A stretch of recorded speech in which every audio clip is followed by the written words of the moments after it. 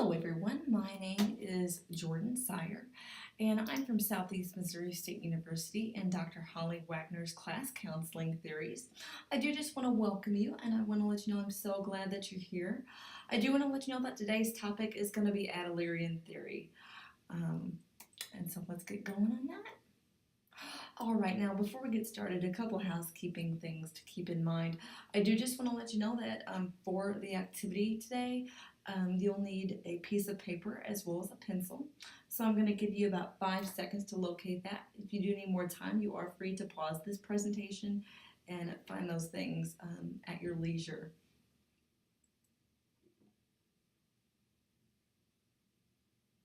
Okay, perfect. I do hope that was enough time for you, but as I said, you can pause it at your leisure if you like. So as you can see, I do have a table of all of your vocabulary words for this chapter. So what I'm going to need you to do is take a moment and write every single vocabulary word from this table on that scrap piece of paper.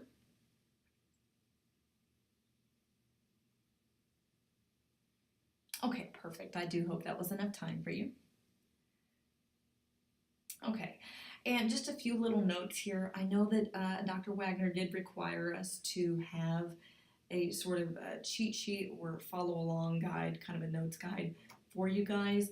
So I do have that linked up here in the PowerPoint. All you'll need to do is click it and then you'll be on your way. Okay, so for our lesson, for our pre-lesson, what I'm going to do is I need you to take a look at this chart here, what I know, what I'd like to know, and what I've learned. And what I'm going to have you guys do is have a chart completed by the end of this presentation.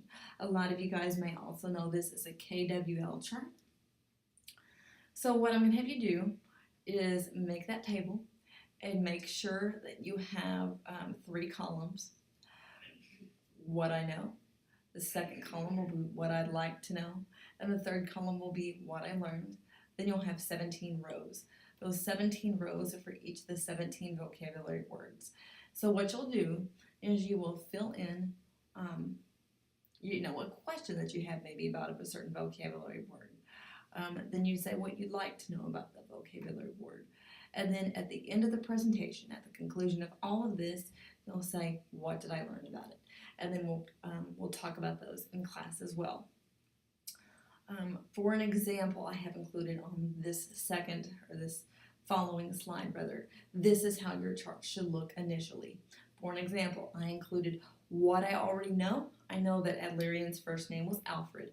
What do I want to know? If I were a student just like you, I'd want to know, why did he feel the need to create this theory? And then I would leave what I learned blank, empty until the conclusion of this presentation. So this is what it should look like at the present moment. Okay, so now for the good stuff. The founder and creator of the Adlerian theory was, of course, Alfred Adler himself. He was born in 1870 and unfortunately passed away in 1937. His background: he was born in Vienna, Austria. He was ill for the majority of his life with pneumonia, and he was a spokesperson for lay people. Now, when he was ill with pneumonia, they thought they were going to lose him, and so he remembers the doctor coming to his father and saying, I'm not sure that your son's going to live much past, 6 years old. And he remembered hearing that, and then, he kind of got a fury in him and kind of was like, well, I'll show you, kind of an attitude. And so having that kind of background as a child, being ill, he sort of developed a really big empathy for people. And so later on in life, when he, created this theory and became a spokesperson, he ended up speaking out a lot for the socioeconomic community that was disadvantaged. Okay, now onto the key concepts. Your book defines it as key concepts view of human nature. So Adler, first and foremost, believed that an approach of life was formed at the early age of 6 years. So that means from the time you're 6 years old, you kind of had an identity forming. So that was when he believed that was going to take place. His theory focused on the client's past, but he didn't want to stay stuck there. He wanted to venture past that and say, okay, this happened to you. How are you going to fix that? Not necessarily how are you going to, change what happened to you, but how are you going to use what happened to you to benefit you in the future. He really did focus on the question, how does a person's past influence their current behavior? So, for instance, let's take a hypothetical situation. Let's say that you were really close to your grandmother. Your grandmother was like a mother figure towards you, and let's say she passed away when you were 6 or 7 or 8 years old. Well, you might become very angry on down the road when you're 20 years old. So if you were in Adler's office, he would say, okay, I know that you lost your grandmother at a young age, but how are you going to use that to benefit yourself? How are you going to use that to find your inner strength as a person? And so he might focus on questions such as, how are you going to make your grandmother proud of yourself? Or what are you going to do to better yourself? Or what some ideas that maybe she could come up with if she were sitting here in the chair next to you?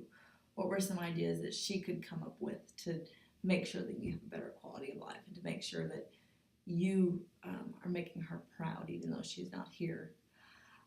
Adler's focus was on client choice and client responsibility. So basically, let's say a client came in and they said, Alfred, I'm having a really, really tough time with my wife. We had a fight the other night and, things aren't going as well as we'd like with the kids.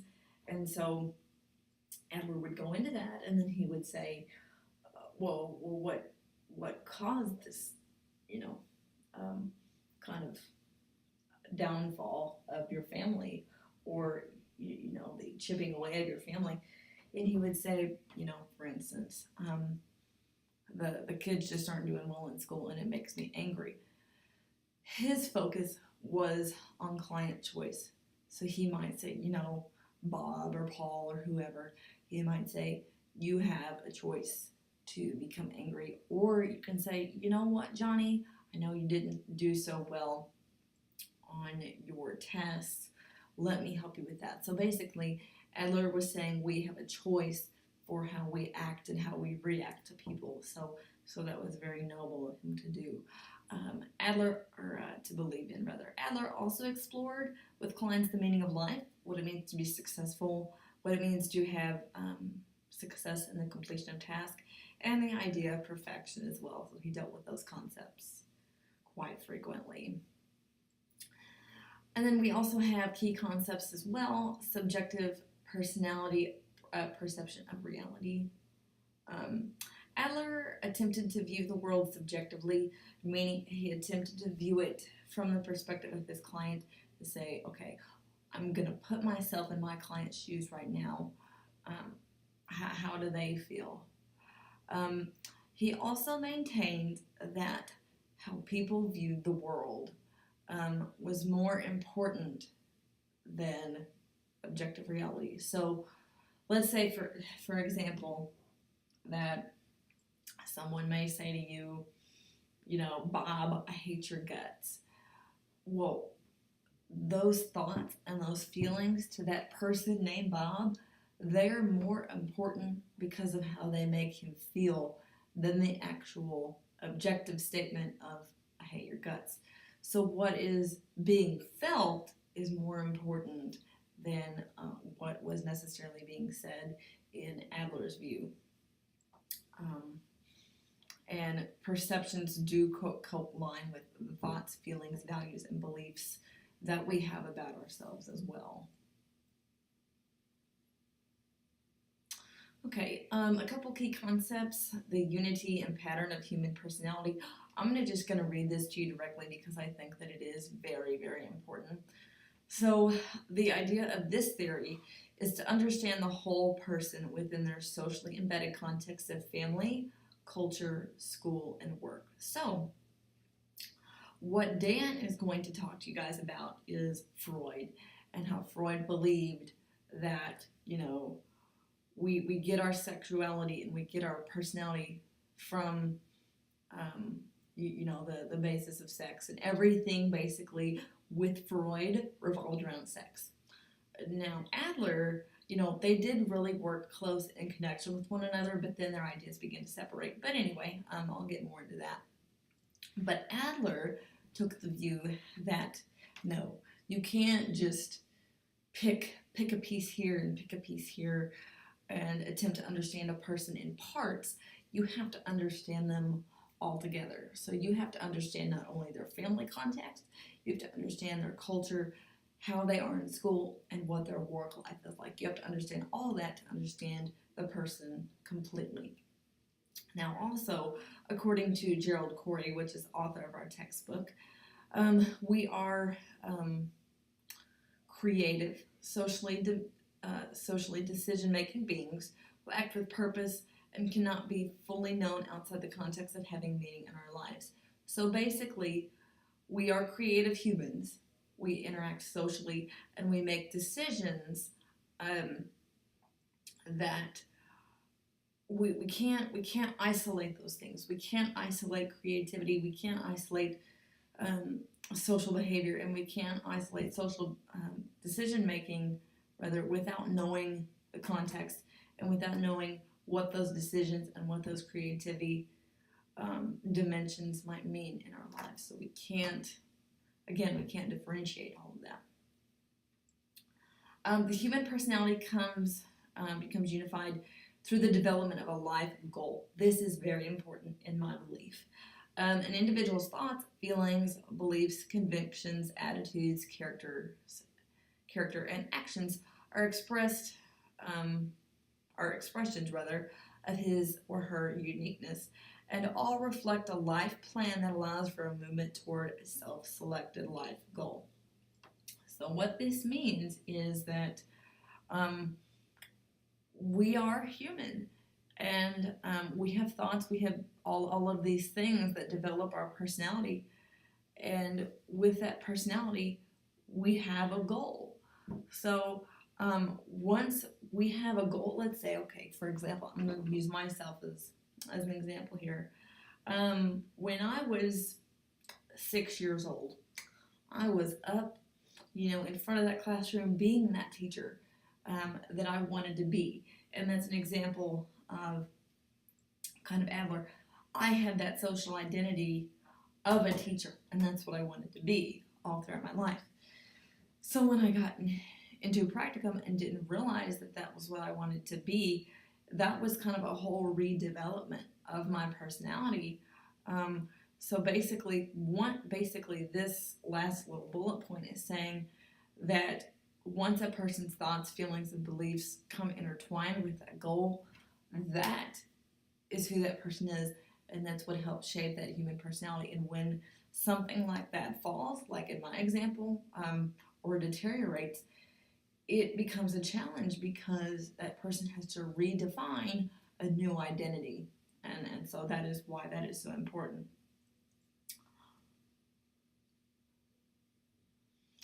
All right, so another key concept here, we have social interest and community feeling. This is really simple and straightforward, so I'm not going to spend much time going over this. The terms social interest and community feeling refer to an individual's awareness of being part of a human community and to individuals' attitudes in dealing with the world. So basically, it is, does that person feel like they are part of a community? Or do they feel like they are kind of left out in the cold? Because everyone needs to be part of a community. And once that person does feel like they're part of a community, they're going to adopt the attitudes of those around them. So that is social interest and community feeling. Okay, so here's another little interesting tidbit about birth order and sibling relationships. And I'm going to try to go through this really quickly. Actual birth order is less important than an individual's perceived role in the family. So basically, in layman's terms, it does not matter whether you were born, first in the family or last in the family. What it actually depends on is how you perceive your role. Am I less than my brother and sister? Am I inferior to my brother and sister? Or am I the top dog? Am I the person that gives out orders, and I'm the go-getter, I'm the get-her-done person? So it really depends on your perception of yourself and your role in the family. For instance, the oldest child, typically, they're going to be attention-seeking. They're going to be dependable. They're going to be the people that say, you know what, I'll get that done. Hey, mom's birthday's in a week. Oh, don't worry, I'll buy the cake. They're going to be dependable. Now, when the second child arrives in the family, that first child that all the attention was around and they got kind of doted on, when that second child comes, they are going to feel ousted. They are again going to try to reassert their position in the family. So they are going to be the model child, and they're going to try to act like the mother or act like the father, and they're going to say, no, Taylor, or no, Johnny, or you're not supposed to do that. So they will try to reassert their role of bossing the second child around. Now, if you're a second child in the family, you're going to feel like you're in a race because you're always going to want to keep up with your older sibling.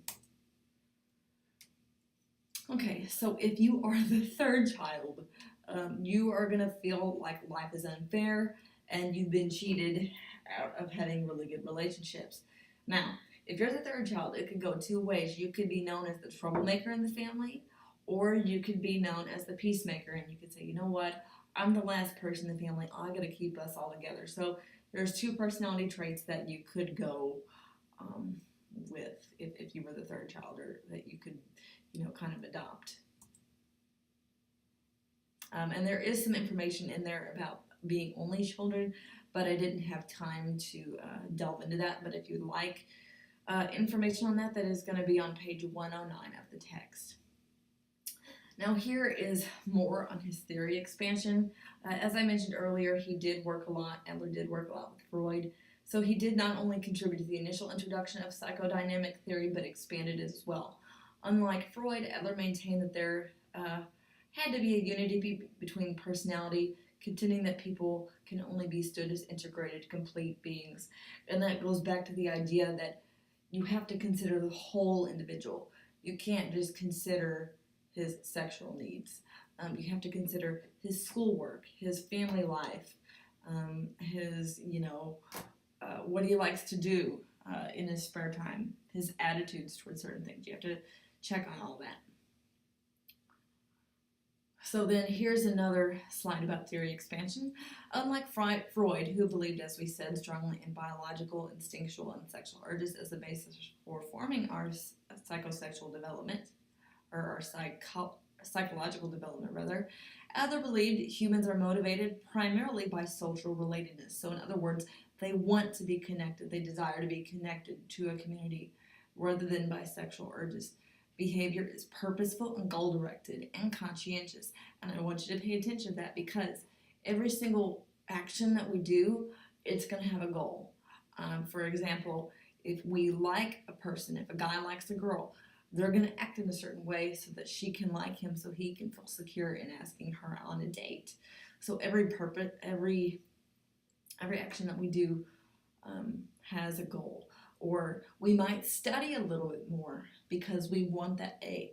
So our purpose in studying more is to get a better grade. So every action that we take is goal-directed and purposeful, and we do it in a conscientious manner.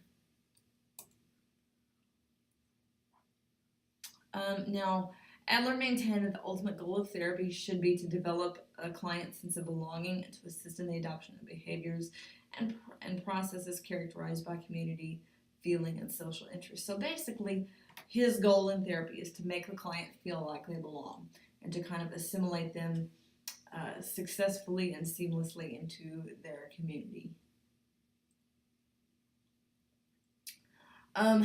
Adlerians, or those that focus on the Adlerian theory, they focus on re-educating individuals because they believe that education is the most powerful tool to change our behaviors. Um, so they focus on re-educating individuals and shaping societal views. Adler believed that genetics were on the low end. He didn't care what genetics had to do with it. He believed that you are who you are because you work your patootie off and you work to hone those abilities. So he really didn't care about genetics at all. He really cared about, okay, is the individual focused? Is the individual doing what they need to do to shape their abilities so that they can achieve their goals? Basically, he argued that abilities had much more influence on our outcomes in life than genetics did. Some events. World War I was happening. World War I obviously took place in 1939 and ended in 1945. Alfred Adler was a medical officer. He also introduced 32 child guidance clinics in Vienna schools. And he was the creator of open forum counseling. And this is really, really cool that he was able to do this because we use this quite frequently in counseling procedures and groups and so forth. Okay, so now here is a list of the terminology that we have, and I'll just read those to you.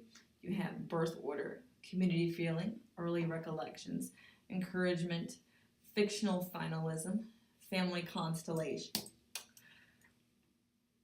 We do have holistic concepts, individual psychology, interpretation, lifestyle assessment, objective interview.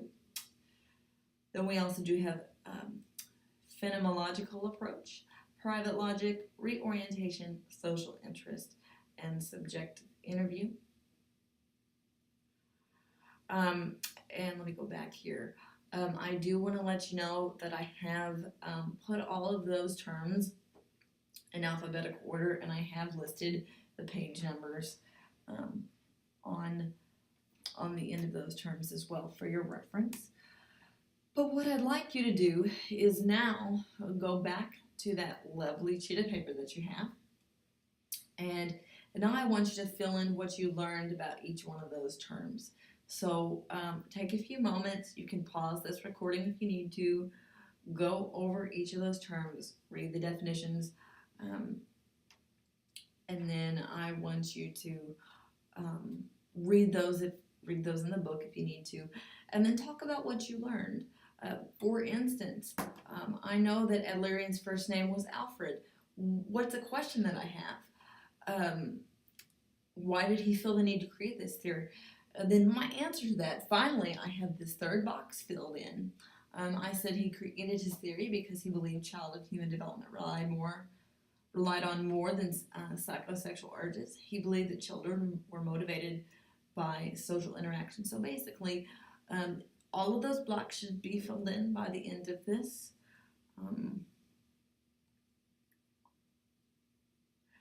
And so now this is going to go into our next class period where we're going to talk about the causes of hurt and suffering. But here I just want to jumpstart your thinking a little bit, and so that we have some ideas of what we can talk about here, and hopefully we can expand that when we get together and talk. So what causes hurt and suffering? Could be the loss of a pet, being unemployed, fear and anxiety over some significant life event, maybe like a wedding, maybe someone's having anxiety over that, or just the fear of rejection. But let's say a client comes to your office and knows that they have that problem. What are you as the client, or as the counselor going to do to support change and to support them? You are going to, first and foremost, as a counselor, you're going to use education to them, and you're going to say, okay, here's the situation that's happening in your particular case. Here's how it could harm you in the future. So basically, not saying that, you don't want to go into a counseling session and tell your client, oh, you're stupid, you don't recognize this. No, not at all. You definitely want to say, hey, have you thought about this before? Your behavior is, getting you these results. So, you might want to, or you might consider changing this behavior. So it's just simply, it's not calling them stupid or dumb. It is just simply saying, hey, I've noticed these behaviors in the past, and here's a couple things that you can do to change them. Also, hitting rock bottom, that could promote change. Encouragement from family and friends could support change, or joining support groups could also support or promote change as well. With that being said, here is a reference that I used for this presentation.